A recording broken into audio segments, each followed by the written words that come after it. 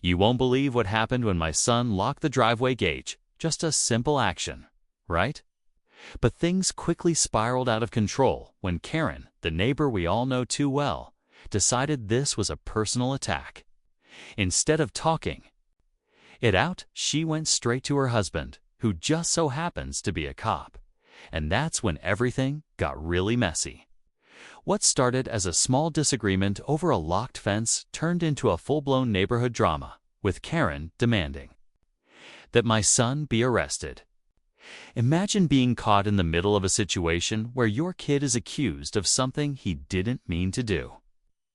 And the stakes keep rising because the other side refuses to back down. Karen has always been a bit difficult, but this time she crossed a line that no one expected. Her quick move to involve law enforcement, especially since it's her own husband, made things even more complicated. Now, my son is facing serious accusations over what was supposed to be a harmless moment of protecting our property.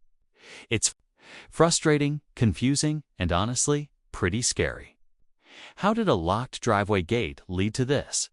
What does it say about how far some people will go when they think they're right? In this story, you'll hear all about the tension between neighbors, the tricky lines between personal conflicts and legal boundaries, and the unexpected twists that came when a simple fence became the center of a fight that could change everything. Stick around, because the situation is far from over, and you won't want to miss what happens next. Trust me, this is not just a story about a locked driveway, it's about pride, power, and how far some will push to win. What will happen when the cop husband steps in? You'll have to watch to find out. Before all this chaos started, things with Karen seemed manageable, even if a little tense. We live in a quiet neighborhood where everyone usually respects each other's space, but Karen has always had a sharp edge. She's quick to complain about the smallest things, the noise, the way the trash bins are placed, even how the lawn looks. It's like she's always looking for a reason to start a fight. My son, on the other hand, is a respectful kid, but he's not one to let people walk over him. When he found the driveway gate left unlocked one afternoon and saw that Karen's dog had wandered in, he locked the gate to keep things safe. It was meant to be a simple, responsible move. Nothing more, but Karen saw it differently. Instead of appreciating the gesture, she took it as a personal attack, like my son was trying to trap her or invade her privacy. And that's when the situation took a sharp turn. She didn't just come to talk or try to settle things like a neighbor should. No, she went straight to her husband, who works as a police officer, and told him my son was harassing her. Suddenly, a normal day turned into something that felt like a nightmare. The tension grew thick, and neighbors started whispering. Some were on our side, knowing how Karen can be, but others seemed to side with her just because of her husband's job. It felt like we were caught in a battle we never wanted. Every conversation, every look felt charged with suspicion and anger. What made things worse was how quickly Karen wanted to escalate things. She was pushing for an arrest, saying my son was breaking the law by locking the gate and trapping her. But is locking a driveway really something you call the cops for? The whole situation raises bigger questions about fairness, authority, and where the line is between standing your ground and making things worse. What will happen when the law gets involved in a personal dispute like this? The story isn't over yet, and the next part gets even more intense. As days passed, the tension between us and Karen only grew heavier. What started as a simple fence issue quickly turned into a neighborhood standoff. Some neighbors began taking sides, which made the whole community feel divided. On one hand, people understood my son was just trying to protect our property and keep things safe. On the other hand, Karen painted the situation as if my son was intentionally trying to intimidate her or cause trouble. Her husband's role as a cop complicated everything even more, because it felt like the law was being used as a weapon in a personal dispute. I kept wondering why Karen chose to escalate things so quickly. Was it really about the gate, Or was there something deeper going on? Maybe it was about control, or a way to prove a point. Meanwhile, my son felt the weight of unfair accusations pressing down on him.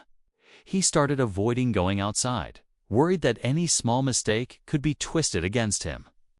The stress was hard on all of us. Meanwhile, Karen's husband was in a difficult spot too. Balancing his job and his wife's demands must have been tough, but it seemed like he was siding with Karen no matter what. This raised questions about conflict of interest and how much personal bias can influence decisions when the law is involved. Some neighbors whispered that the police presence around our home was heavier than usual, which only added to the feeling of being targeted. To make matters worse, messages started circulating online, sharing bits of the story, but with details twisted or exaggerated. Suddenly, strangers from other neighborhoods were getting involved, making assumptions and passing judgment. It felt like a small neighborhood conflict was turning into something much bigger, fueled by misunderstanding and tension. With all this pressure, the question remained, how far would Karen go to make sure her side won? And how would we stand our ground without making things worse? The real challenge was still ahead, and every move seemed to push the situation closer to a breaking point. What happens next could change everything, and the outcome is far from certain. The days felt heavier as the situation with Karen and her cop husband reached a boiling point. Every time my son stepped outside, he felt eyes on him, and every knock at the door made my heart race. Karen wasn't backing down. In fact, it seemed like she was gearing up to make a bigger move. Her husband's involvement gave her a kind of power that made it hard to feel safe or confident. It wasn't just about the locked driveway gate anymore. It had turned into a full-on battle where pride and control were on the line. The neighbors who had stayed quiet at first were now watching closely, whispering behind closed doors and picking sides. Some of them had even started sharing their own stories of Karen's past conflicts, and the picture that emerged wasn't flattering. Still, Karen's connections made many hesitant to get involved. And that silence felt like a wall between us and any chance of peace.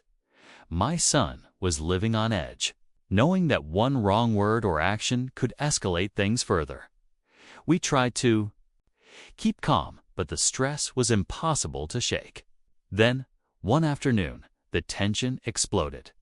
Karen showed up at our house unexpectedly, demanding answers and accusing my son of illegal actions with a voice sharp enough to cut through the quiet street. Her husband followed, his presence looming. And suddenly, what had been simmering beneath the surface was out in the open. Words were exchanged, voices raised, and for a moment it felt like the entire neighborhood was holding its breath. The driveway gate, once just a small piece of metal and wood, now symbolized something much bigger: authority, fear, and a fight no one really wanted but couldn't walk away from. Just when it seemed like things couldn't get more intense, a new twist threw everything into chaos. What happened next caught everyone off guard and left us all wondering how far this fight would really go. The story was about to reach its most critical moment, and the outcome was anyone's guess. Just when we thought the tension had reached its peak, things took an unexpected turn that none of us saw coming. Right in the middle of the heated confrontation, a neighbor we hadn't really noticed before stepped forward, and suddenly, the story shifted. This neighbor claimed to have witnessed the entire incident from their window, but their version of events didn't match Karen's at all. According to them, my son wasn't the aggressor. Instead, Karen herself had been confrontational, even aggressive. Long before the gate was locked, this new testimony stirred the pot in a way no one expected. Karen's husband, the cop, suddenly had to face conflicting accounts, and the neighborhood buzzed with renewed debate. Was the law really on Karen's side, or was this about something more personal? The arrival of this unexpected witness added fuel to the fire, making the whole situation even more complicated and raising the stakes higher than ever. At the same time, My son was dealing with the pressure of potential legal trouble, social judgment, and the weight of a family conflict that felt bigger than all of us. The thought that Karen's husband might use his position to tip the scales was a constant shadow hanging over us.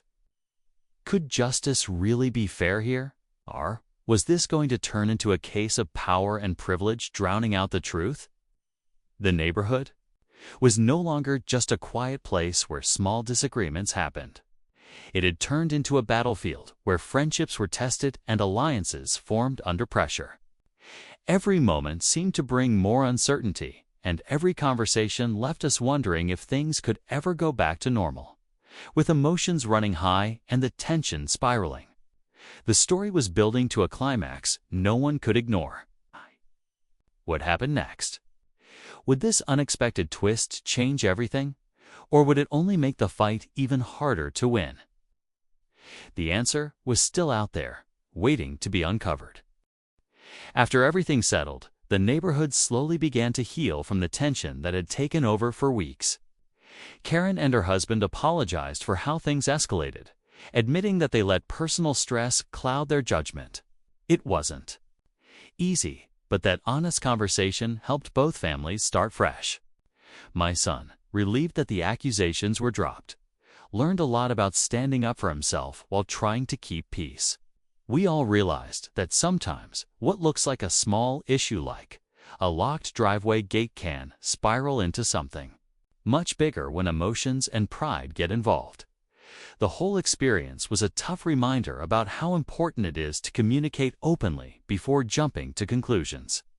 If Karen had simply talked to us first instead of calling her husband, this conflict might have been avoided altogether. It also showed how using authority or influence in personal disputes can make situations worse, not better. Respect and understanding go a long way in keeping neighbors friendly and communities. Safe neighbors who had watched from the sidelines started stepping up too, offering support and encouraging conversations that helped clear the air. It was a lesson in how a community can come together after conflict. Everyone is willing to listen and work toward resolution. Looking back, this story wasn't just about a locked gate or accusations. It was about the complicated relationships we all have with the people around us, and how quickly small misunderstandings can escalate when handled poorly. More than anything, it taught us the value of patience and empathize when tensions are high. Thank you for listening to this story. If you've ever faced something similar with a difficult neighbor or a misunderstanding that got out of hand, you know how stressful it can be. Remember, it's always worth trying to find common ground before things go too far.